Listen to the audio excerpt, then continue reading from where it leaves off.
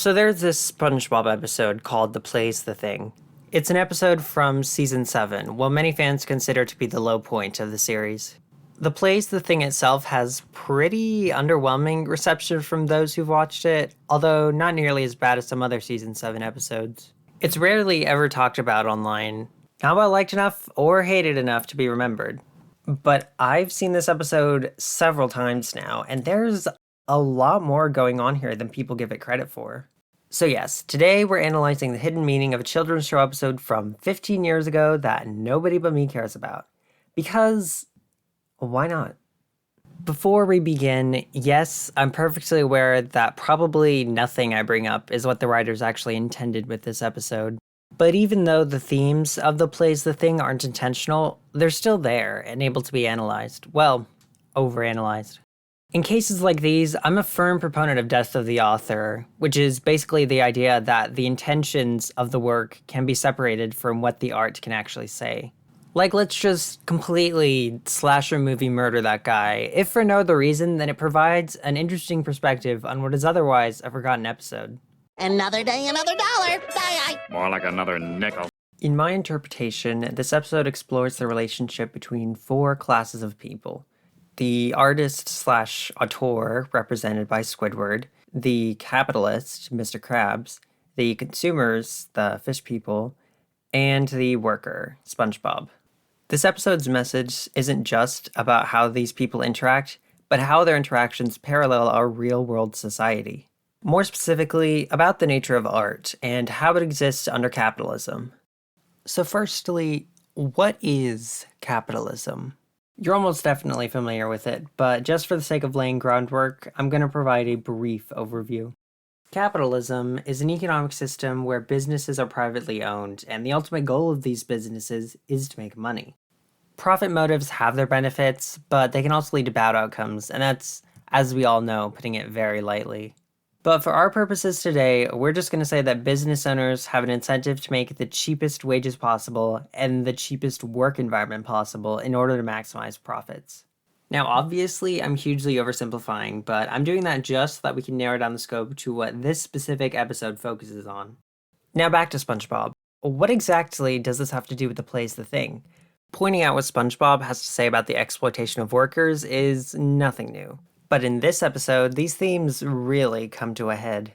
To fully analyze everything, let's go through the episode piece by piece. I'm a winner, see my prize. You're a loser who sits and cries. The episode starts with this weird, overlong gag about SpongeBob using balloons to impersonate Squidward. It doesn't have anything to do with the plot and frankly has nothing to do with the themes we'll be discussing. Maybe it's a metaphor for existential emptiness in our society? I don't know, let's just not worry about it. The Play's the Thing's plot really starts when Squidward receives a letter from a big shot producer regarding the play Squidward sent him. And this whole sequence is the key to understanding Squidward's role in the episode. I quit. So long, losers! Let's see here. Oh, yeah.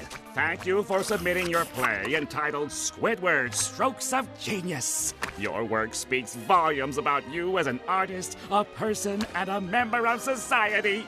So it is with great pleasure that we announce we will not be doing your play. Stop. What has this scene established? Besides the obvious stuff, like the fact he has a play and that it was rejected. We see that Squidward's extremely narcissistic. He's so confident that his play was loved before even opening the letter that he quits his job on the spot. The thought that it could be a rejection doesn't even cross his mind. On top of this, he gleefully reads out the letter that he got to the unsuspecting patrons of the Krusty Krab because of his assumption that they care as much about him as he does. Obviously, they're just here to eat food. It's textbook vanity, really. But what else do we learn? Squidward's play, according to this producer, says a lot about him as a person. And it's because of this that they soundly reject it. In other words, this play is bad because it reflects his own failings. Squidward believes he's a great artist, but his work is simply his perspective on day-to-day life. And because of this, his play accomplishes nothing but proving what an egomaniac he truly is. More broadly, the point of this is to show that an artist's perspective doesn't have merit on its own. It's just a filter for their own flawed view of the world that really just highlights their own problems. This whole theme develops more later on in the episode, so I'll expand on it there. Cha-ching, cha-ching, cha-chingery. There's nothing on earth like the feeling of greed. Through some hijinks, SpongeBob pitches the idea of Squidward setting up his play at the Krusty Krab. Mr. Krabs, as one might expect, objects. But SpongeBob, while talking over Squidward, convinces Krabs in the following way. But my play doesn't have singing and... Mr. Krabs, people pay to eat, right? Of course. And they would pay to watch a play, right? I suppose. Well, if they eat and watch a play, you can charge twice as much. Really? How about 4 times as much? Well, I don't see why not. Now, comedically poking at the absurd greediness of Mr. Krabs is nothing new for this show. But in tandem with the critiques of Squidward's artistic expression and both Mr. Krabs' and SpongeBob's ignorance of his play, it holds a new meaning. This effectively portrays how art in a capitalist system exists purely as a commodity rather than as, well, art. Mr. Krabs doesn't actually care about whether or not Squidward's play is good, or what it even really is. The artistic merit, or rather the lack thereof, is completely irrelevant, because either way, Mr. Krabs is getting more cash. Well, with one condition. As Squidward's doing the play, he must continue to serve the customers, and he must prioritize this above all else. In the next scene, a crowd of anchovies comes to audition for the play, but flees once they hear that they won't be paid, leaving just SpongeBob.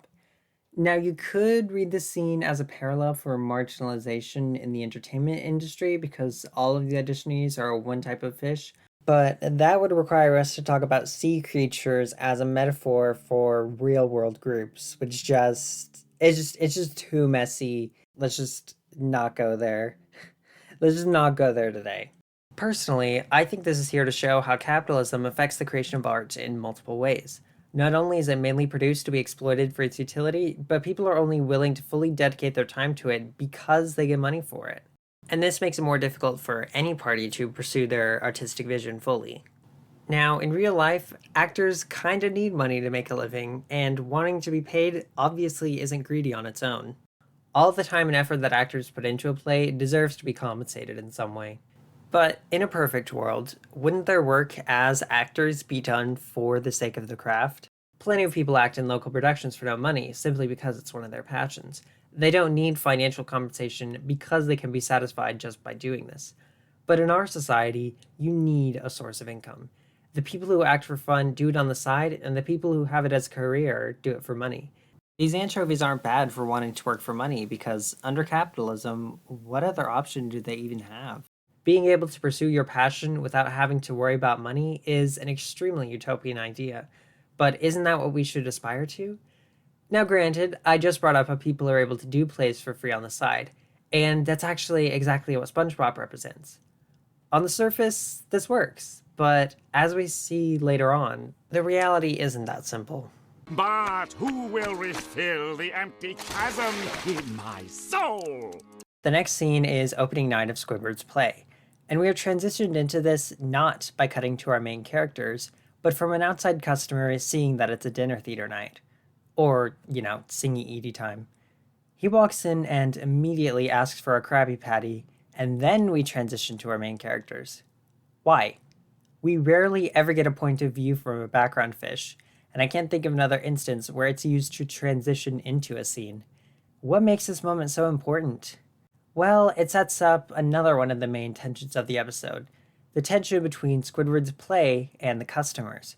Right off the bat, we see that the fish are totally disinterested in the play itself. All they want is their Krabby Patties. The consumers don't at all care about art, they only care about their product. Now, the episode goes into much more detail about this later on, but for now, this is an important foundation to keep in mind. Also, unto this world, an octopus was born. This doesn't really connect to anything. I just wanted people to know that Squidward is, in fact, an octopus, not a squid. Because people get this mixed up all the time, and it's honestly so far. We're quickly reintroduced to the main conflict of the second half of the episode. Squidward has to perform his play while at the same time serving customers their food. Now, what's interesting about this is that Squidward's play, as alluded to earlier, is directly autobiographical and follows his experiences at the Krusty Krab. This creates a pretty stark contrast between Squidward's play and the customers' attitudes. Serving local morons heart-stopping, artery-clogging garbage masquerading as food. Yay! There's two sides to this exchange, but let's start with Squidward. At a glance, you could argue that his beef is with capitalism, a system that encourages reducing workers from people to cogs in a machine that serve low-quality but addicting and thus profitable food. But let's look closer. He's incredibly judgmental of both the food he serves and the customers themselves. This episode doesn't show anything to indicate that Krabby Patties are any more unhealthy than regular food, or at this point that the customers are worthy of scorn. Yeah, there's their ignorance during the play, but obviously his lines were written way before this. We're about half a minute into Squidward's play, and he's already proving all of the producer's criticisms correct. Squidward's focus is not the system of exploitation, it's just that he sees himself as above working as a cashier. He turns what could be a critique of society into insulting fast food workers, as if working at McDonald's inherently makes you less valuable as a person. Is there any task too demeaning for our hero? Hey, my Krabby Patty doesn't have ketchup. It would appear not. The definition of pretentious is attempting to affect greater importance than is actually possessed, and Squidward's play fits this to a T. This shows the overall failure of the artist. They may see their own work as profound, and outsiders may even see it as profound as well, but the work of art being made, at its core, is hollow. Now, do I agree with this? I'm not sure. I don't know enough quote-unquote artists to really see whether or not their personality flaws come through in their work. But there are some cases of it being glaringly obvious. Go watch any Woody Allen movie where 20-year-old women are fawning over a character that just so happens to be played by him. But regardless of if it's true or not, it's a really cynical idea that creating art can just expose how awful you are to the world.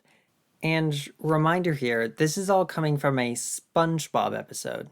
Now are you starting to see why this episode has stuck with me for so long? But now, let's turn towards the customer in this interaction. Yeah, remember that? He completely ignores everything Squidward says and doesn't pay any attention to him at all. His interest is only roused when the food is served. This parallels the capitalism side of things. As a consumer, he doesn't care about the art at all. This could just be a regular day at the Krusty Krab for him. It's exactly the same as what we saw with the fish earlier. In fact, this holds true for the entire fish customer base. None of them actually care about the play and only even pay attention when Squidward prompts them directly. It's kind of fascinating, actually. The conflict is not that the art presented to the customers is bad, it's that the art is irrelevant to them. And yet, the Krusty Krab is likely the only place where this play could be performed in the first place, because Mr. Krabs also doesn't care about its quality and sees it exclusively as a means to profit. So not only is the artist's art self-serving, the only environment where it can exist is one where nobody actually cares about it. I let you down, you delicate little Krabby Patty. Now, we've covered 3 of the types of people I mentioned in the beginning, but where does SpongeBob factor into this? Well, as is typical of the show, he's the character foil for Squidward. Squidward's dream is being an artist even though he's forced to work as a cashier. SpongeBob's dream is being a fry cook even though he enjoys the arts. He's the only person willing to act in the play for no pay and embraces his role on stage. Oh, the trash is full. I had better call the garbage truck. Daniel Day-Lewis who? But seriously, his own merits as an actor are just as irrelevant as Squidward's as a playwright for all of the same reasons. It makes no difference to the fish patrons whether or not he's any good. But beyond that, we see how this artistic endeavor also creates issues for the employee.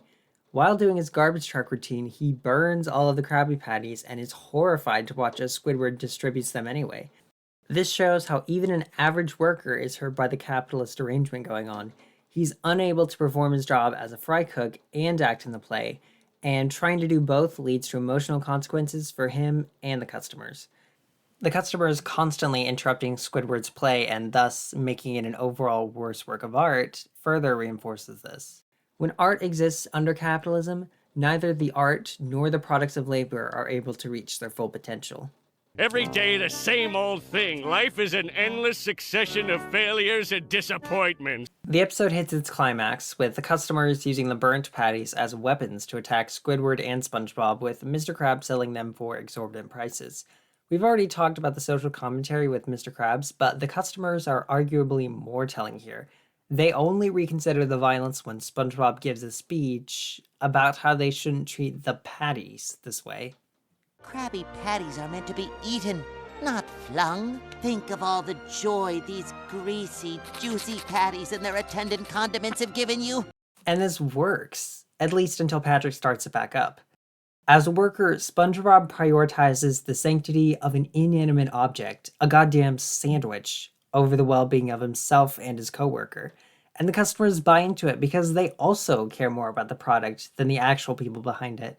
They take joy from the suffering of others, the most base and barbaric form of entertainment that dates back to the days of Roman gladiators. Theater or art as a whole isn't of interest to them, just violence for the sake of it. The capitalist recognizes this and basically monetizes the suffering of his employees because he doesn't care about them past their ability to make him money. Under our current economic system, suffering is maximized, profit is prioritized, and the people who work hard and have dreams are at the bottom of the totem pole. Ultimately, the Plays the Thing paints a grim world in which works of art are just shallow attempts for an artist to express their angst and sense of superiority. But this can only exist in a profit-driven situation in which the art itself doesn't matter and is purely used for its function as a moneymaker. The average consumer only cares about a product and only enjoys art when it allows them to indulge in animalistic instincts.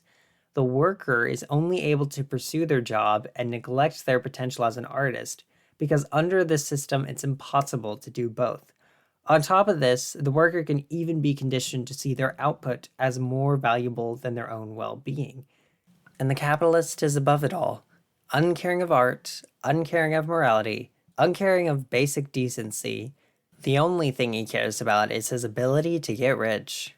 The episode's ending is decidedly bleak, even if you aren't overanalyzing it. The violence from the customers ultimately destroys Squidward's set. Mr. Krabs, bag of money in hand, informs Squidward and SpongeBob that he's setting up more shows, aka sessions for them to be horribly injured. They laugh, and laugh. Even after Squidward's knocked out, SpongeBob can't help but painfully laugh. Trapped in a world where they're the losers of life's game, where everything is stacked against them, they can't help but laugh. Because the moment they stop is the moment they have to confront the horror of their lives and the world around them.